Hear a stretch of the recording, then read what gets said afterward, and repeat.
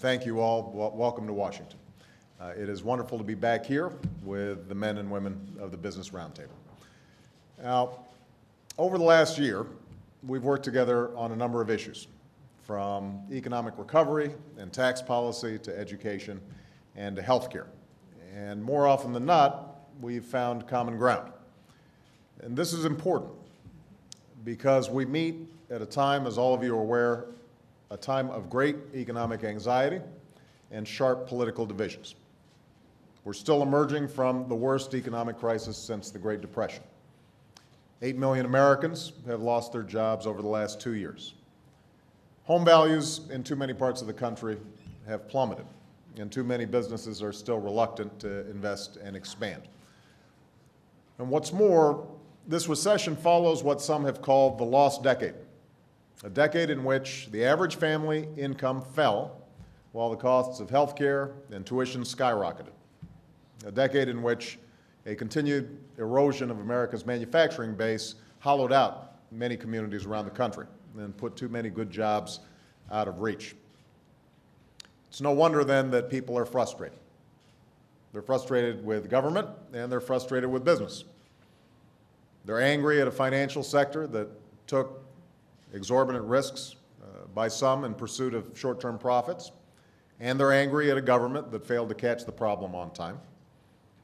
They're angry at the price they've paid to prevent a financial meltdown that they didn't cause, and they're angry that recovery in their own lives seems to be lagging the recovery of bank profitability. They're angry at the lobbyists who use their influence to put their clients' special interests ahead of the public interest. And although both parties are predictably scrambling to align themselves with people's frustrations, neither the usual answers from the left or the right seem to be inspiring much confidence. So we've got some big challenges ahead. And I think all of us know that we can't meet them by returning to the pre-crisis status quo, an economy that was too dependent on a housing bubble, on consumer debt, on financial speculation, and on growing deficits. That's not sustainable for American workers, and it's not sustainable for American businesses. Instead, we need an economy where we borrow less and produce more. We need an economy where we generate more jobs here at home and send more products overseas. We need to invest and nurture the industries of the future, and we need to train our workers to compete for those jobs. And nations around the world, from Asia to Europe, have already realized this. They're putting more emphasis on math and science. They're building high-speed railroads and expanding broadband access. They're making serious investments in clean energy because they want those jobs. And these countries know what's required to compete in the 21st century. And so do we. As I said in the State of the Union, I do not accept second place for the United States of America. We did not achieve global leadership in the last century by luck or by happenstance. We earned it by working together to define our own destiny and seize the future. And to maintain our leadership in this new century, we must summon that same resolve. A thriving, competitive America is within our reach, but only if we move forward as one nation. Only if we move past the old debates and the crippling divides between left and right, between business and labor, between private enterprise and the public sector. Whatever differences we have in this country, all of us have a stake in meeting the same goal, which is an America in which a growing prosperity is shared widely by its people. So today, I want to spend most of my time talking about the specific steps we need to take to build this more competitive America. But before I do, I want to talk a little bit about the relationship between business and government in promoting economic growth. Contrary to the claims of some of my critics and some of the editorial pages, I am an ardent believer in the free market. I believe businesses like yours are the engines of economic growth in this country.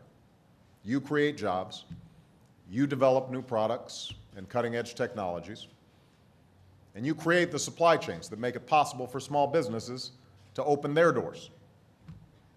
So I want everyone in this room to succeed. I want your shareholders to do well.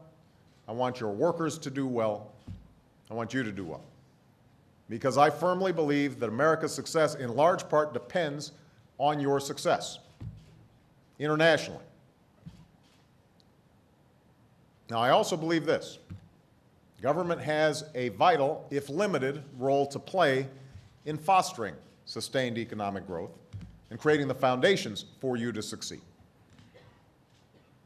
Throughout our history, government's done so in three ways. First, government has set up basic rules of the marketplace, from the enforcement of contracts and managing the money supply to maintaining airline safety standards and creating federal deposit insurance. And on balance, these rules have been good for business, not bad, for they ensure honest competition and fair dealing and a level playing field. Second, only government can make those investments in common goods that serve the general welfare but are too expensive for any individual or firm to purchase on their own.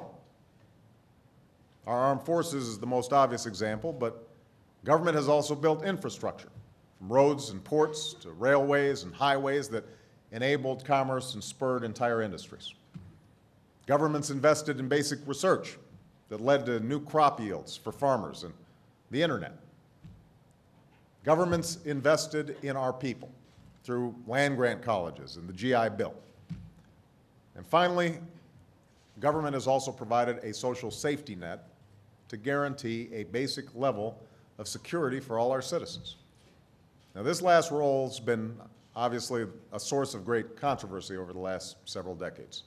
But I think most Americans and most business leaders would agree that programs like Social Security and Medicare and Medicaid and unemployment insurance haven't just saved millions from poverty. They've helped secure broad-based consensus that is so critical to a functioning market economy. Now, the Business Roundtable has always understood that in each of these instances, government hasn't stepped in to supplant private enterprise, but to catalyze it, to create the conditions for entrepreneurs and new businesses to adapt and to thrive. But I take the time to make these points because we've arrived at a juncture in our politics where reasonable efforts to update our regulations or make basic investments in our future are too often greeted with cries of government takeover or even socialism. And not only does that kind of rhetoric deny our history, but it prevents us from asking hard questions about the right balance between the private and public sectors. Let me give you some examples. Too little investment in a competitive infrastructure or an education system that works for our children, and we risk falling behind countries that are making these investments right now. On the other hand, if we just throw money at poorly planned projects or failing schools, then we'll remain in debt to those same countries for decades to come. If we don't pass financial reform, we can expect more crises in the future of the sort that we just saw. On the other hand, if we design the new rules carelessly, they could choke off the supply of capital to businesses and families. If we allow our safety net to be weakened or lose a sense of fairness in our tax code, then we can expect more anger and frustration from citizens across the political spectrum. And at the same time, if an exploding entitlement state is gobbling up more and more of our tax dollars, there's no way we'll retain our competitive edge. So rather than hurling accusations about big government liberals or mean-spirited conservatives, we're going to have to answer those tough questions. And getting that balance right has less to do with big government or small government than it has to do with smart government. It's not about being anti-business or pro-government. It's about being pro-growth and pro-jobs. And while there are no simple formulas or bumper stickers that can encapsulate all the work that has to be done here, I do want to discuss a few specific areas where we have to get things right. Now, our first and most immediate task is to complete the economic recovery by taking additional steps to bolster demand and keep credit flowing. Along with our efforts to unfreeze credit and stabilize the housing market, the Recovery Act helped to do this. And it's one of the main reasons our economy has gone from shrinking by 6% to growing by nearly 6%. But we need to do more. We should make it easier for small businesses to get loans and give them a tax credit for hiring new workers or raising wages. We should invest in infrastructure projects that lead to new jobs in the construction industry and other hard-hit businesses. And we should provide a tax incentive for large businesses like yours to invest in new plants and equipment. That would make a difference now. And we need businesses to support these efforts. The Business Roundtable supported the Recovery Act, and for that I'm grateful. But I think one of the reasons businesses haven't been as vocal about their support is a belief that extraordinary measures like the Recovery Act or our financial stability plan somehow represent a lasting increase in government intervention. So let me assure you, let me be clear, they do not. 1 year ago, we were looking at the possible end of General Motors. Today, GM has increased production, is paying us back ahead of schedule. Yesterday, we learned they're hiring 1,200 more workers in their Lordstown, Ohio plant. 1 year ago, there was a chance we would lose most of the $700 billion we were given to rescue the financial system. Today, most of that money has been repaid. The financial fee we've proposed would recover the rest and close the books on government's involvement. And let me say a word about compensation here. Most Americans, including myself, do not begrudge reasonable rewards for a job well done. What's outraged people are outsized bonuses at firms that so recently required massive public assistance. Once that money is fully repaid, I don't believe it's appropriate for the government to be in the business of setting compensation levels.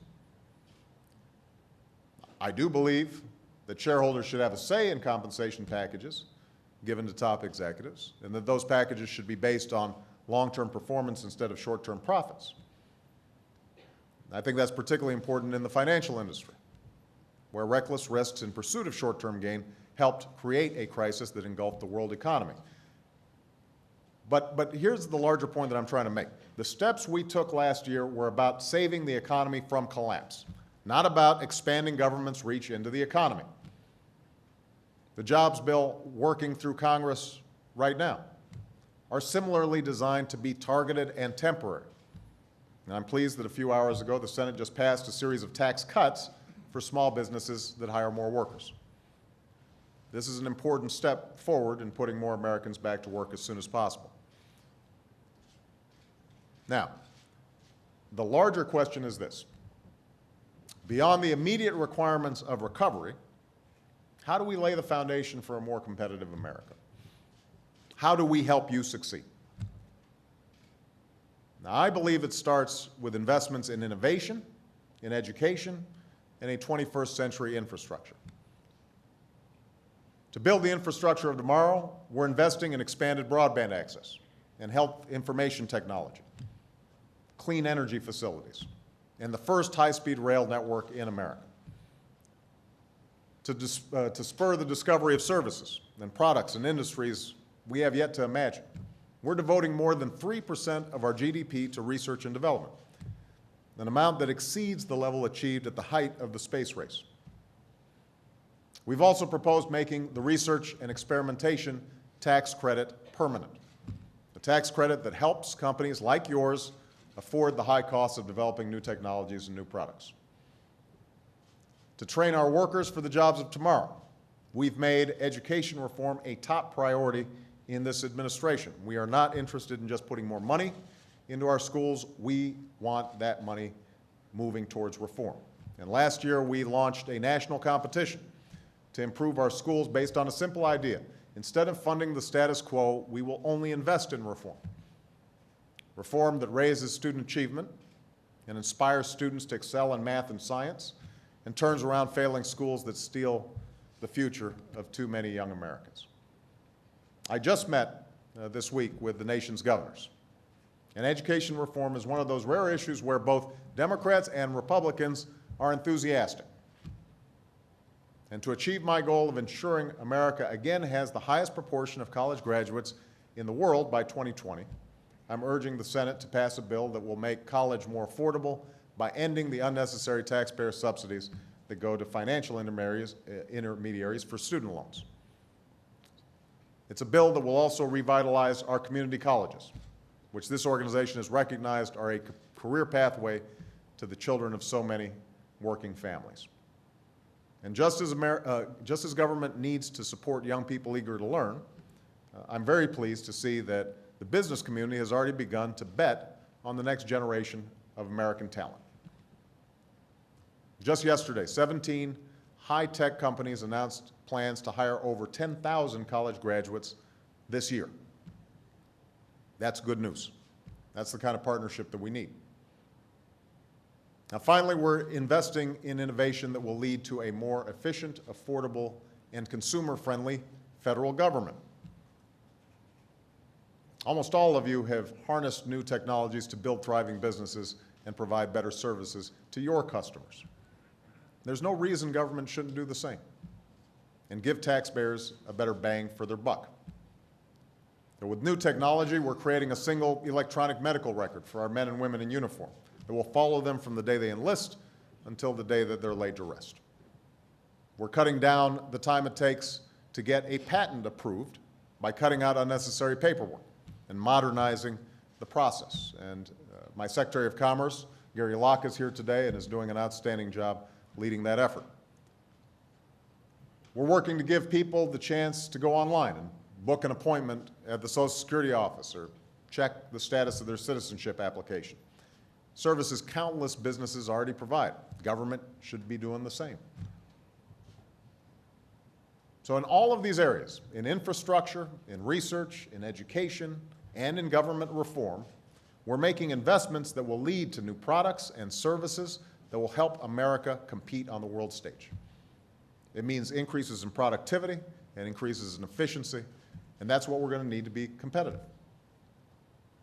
Now, winning that competition also means we need to export more of our goods and services to other nations, something that supports more jobs here in the United States of America.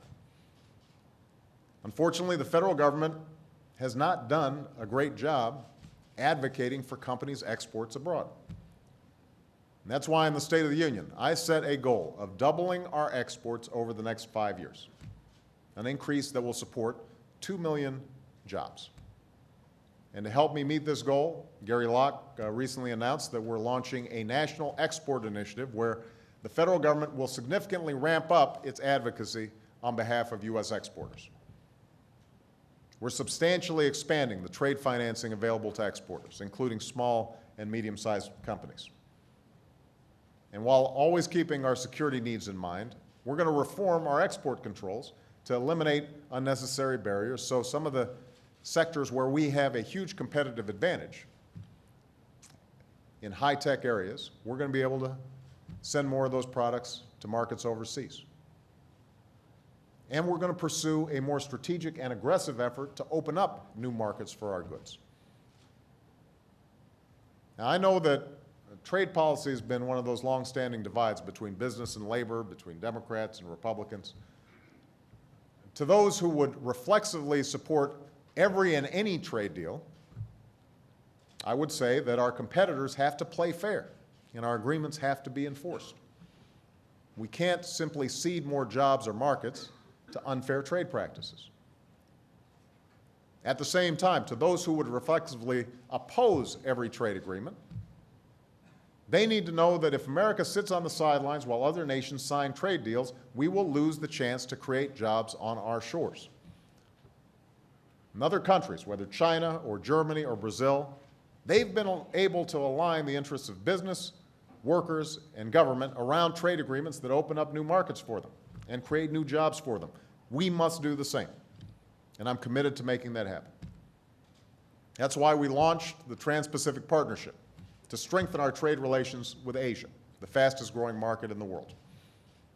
That's why we will work to resolve outstanding issues so that we can move forward on trade agreements with key partners like South Korea and Panama and Colombia. And that's why we will try to conclude a Doha trade agreement. Not just any agreement, but one that creates real access to key global markets. A competitive America is also America that finally has a smart energy policy. And we know there's no silver bullet here. We understand that to reduce our dependence on oil and the damage caused by climate change, we're going to need more production in the short term, we're going to need more efficiency, and we need more incentives for clean energy. And already the Recovery Act has allowed us to jumpstart the clean energy industry in America, an investment that will lead to 720,000 clean energy jobs by the year 2012. To take just one example, the United States used to make less than 2% of the world's advanced batteries for hybrid cars. By 2015, we'll have enough capacity to make up to 40% of these batteries. We've also launched an unprecedented effort to make our homes and businesses more energy efficient. We've announced loan guarantees to break ground on America's first new nuclear plant in nearly 3 decades. We're supporting 3 of the largest solar plants in the world. And I've said that we're willing to make tough decisions about opening up new offshore areas for oil and gas development. So what we're looking at is a comprehensive strategy, not an either-or strategy, but a both-and strategy when it comes to energy. But to truly transition to a clean energy economy, I've also said that we need to put a price on carbon pollution. Many businesses have embraced this approach, including some who are represented here today. Now, still, I am sympathetic to those companies that face significant potential transition costs. And I want to work with this organization and others like this to help with those costs and to get our policies right. What we can't do is stand still. The only certainty of the status quo is that the price and supply of oil will become increasingly volatile, that the use of fossil fuels will wreak havoc on weather patterns and air quality. But if we decide now that we're putting a price on this pollution in a few years, it will give businesses the certainty of knowing they have the time to plan for the transition. This country has to move towards a clean energy economy. That's where the world is going, and that's how America will remain competitive and strong in the 21st century. We will also be more competitive if we address those costs and risks that are preventing our economy from reaching its full potential. I'll list 3 critical areas: outdated financial regulations, crushing healthcare costs, and a growing deficit. Right now, we have a financial system with the same vulnerabilities that it had before this crisis began. And as I said in the State of the Union, my goal is not to punish Wall Street. I believe that most individuals in the financial sector are looking to make money in an honest and transparent way. But if there aren't rules in place to guard against the recklessness of a few, and they're allowed to exploit consumers and take on excessive risk, it starts a race to the bottom that results in all of us losing. And that's what we need to change. We can't repeat the mistakes of the past. We can't allow another AIG or another Lehman to happen again. We can't allow financial institutions, including those that take your deposits, to make gambles that threaten the whole economy. What does that mean? It means we've got to ensure consolidated supervision of all institutions that could pose a risk to the system. It means we have to close loopholes that allow financial firms to evade oversight and circumvent rules of the road. It means that we need more robust consumer and investor protections. And I ask the Business Roundtable to support these efforts. There are lobbyists on the Hill right now trying to kill reform by claiming that it would undermine businesses outside of the financial sector. That is not true. This is about putting in place rules that encourage drive and innovation instead of shortcuts and abuse. And those are rules that will benefit everybody. Now, another undeniable drag on our economy is the cost of health care. And I appreciate the willingness of the Business Roundtable to work with us on health care reform. When you've had concerns about specific measures or policies, we've listened, and in many cases, we've made changes. But I know that there are many who've been skeptical of our reform efforts, because in the wake of extraordinary measures that we took to rescue our economy, it's been an easy political tactic to characterize any effort at health reform as a big government takeover. But let's look at the truth, because the truth is just the opposite. We have not called for the elimination of private insurance.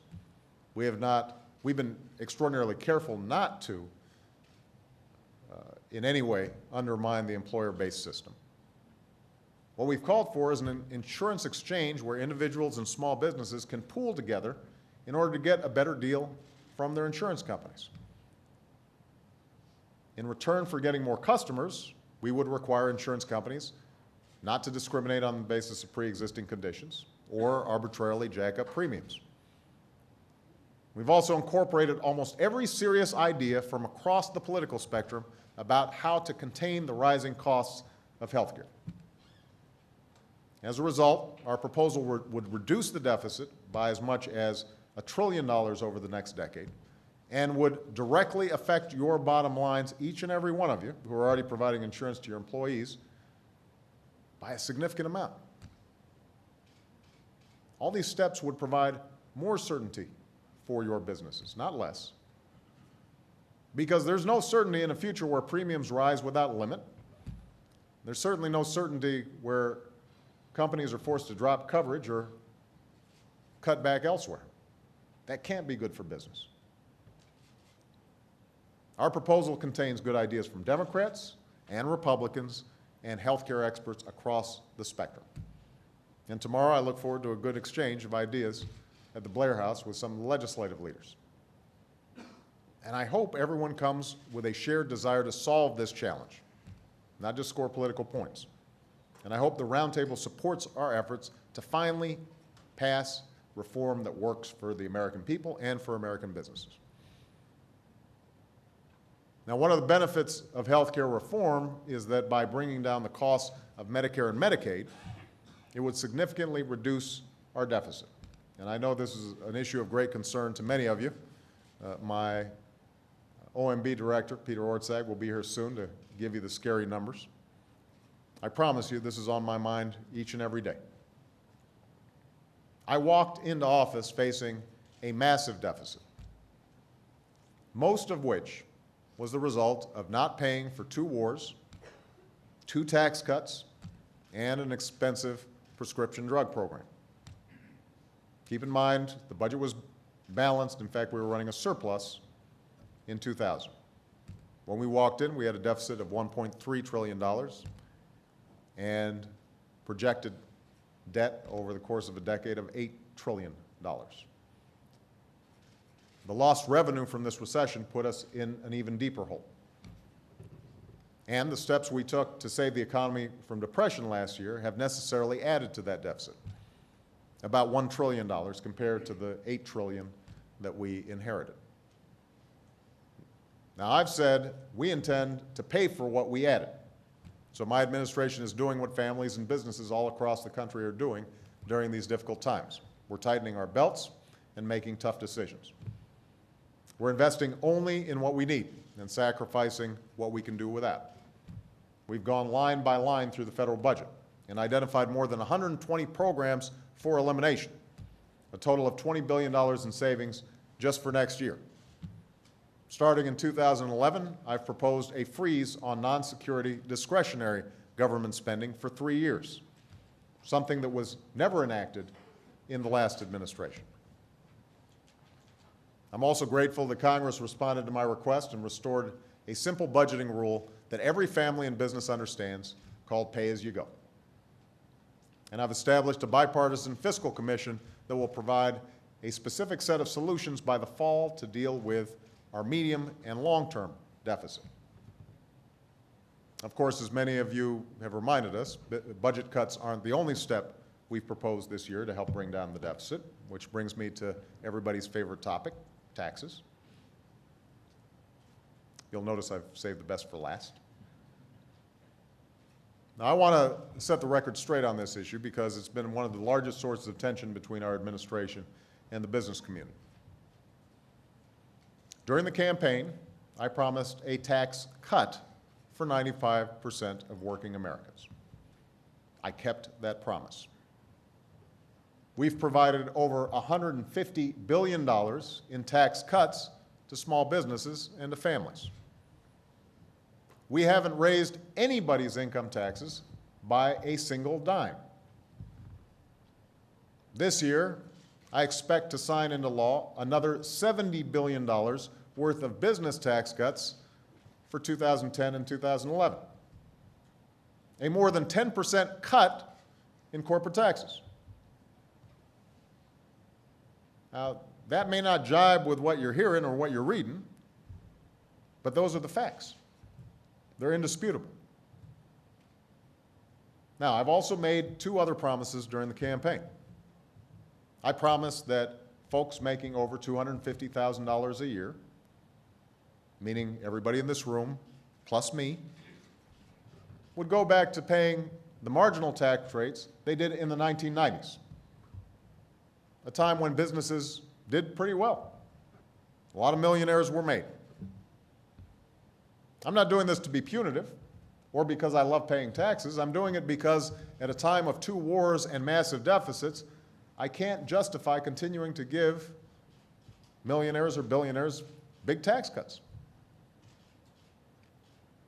The other promise I made during the campaign was to ensure that our tax code doesn't provide relief and a competitive advantage to companies that move jobs and investment outside of the United States relative to companies that are investing here in the United States.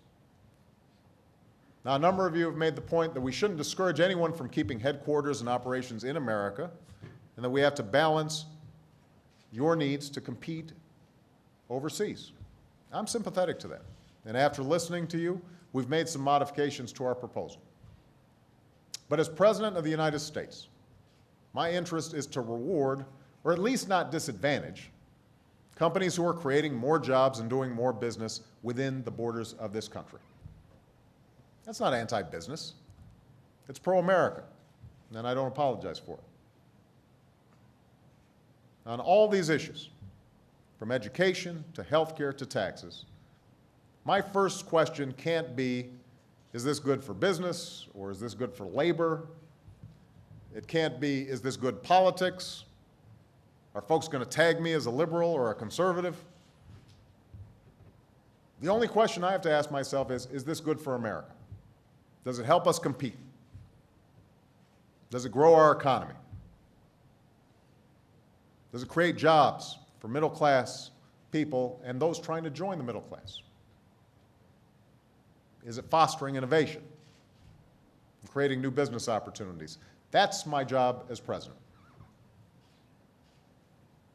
Having said that, I also know that government can't meet all of these challenges on its own. Ultimately, the success of this economy is going to depend on you and people like you all across the country.